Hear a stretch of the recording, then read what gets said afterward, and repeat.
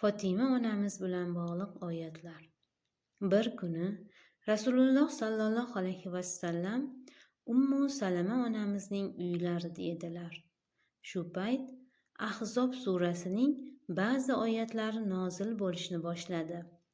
Ul zot bir to'nlarini olib, o'zlari va nabiralari Hasan va Husaynni, ularning ota-onalari bo'lmish Hazrat Ali va Fotimai Zahroni ham ustilariga yopdilar.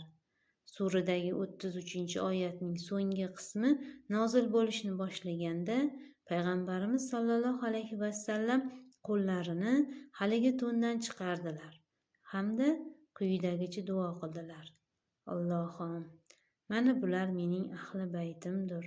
Sen ularni yomonliklardan va turli gunohlardan omon saqla. Bu ishlarni shaxsan kuzatib turgan Ummu Salama onamiz ham to'n tagiga kirishni istadilar. Shunda Rasululloh sallallohu alayhi vasallam ularni to'xtatdilar va: Ey Ummu Salama, bu yopinchiq ostiga kira olmaysan. Biroq sen ko'plab yaxshiliklarga sazovor ayolsan, dedilar.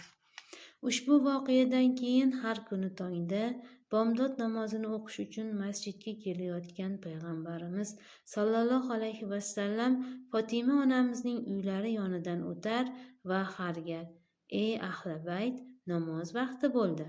Alloh taolo sizlarni faqatgina turli gunohlardan pok bo'lishingizni istaydi, deb aytardilar. Bu hol 6 yoki 8 oyga qadar davom etdi.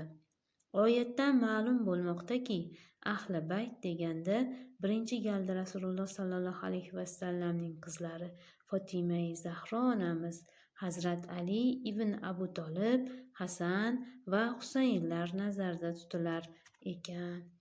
Azizlar, sizga eshittirishlarimiz ma'qul bo'layotgan bo'lsa, bizga obuna bo'lishni unutmang.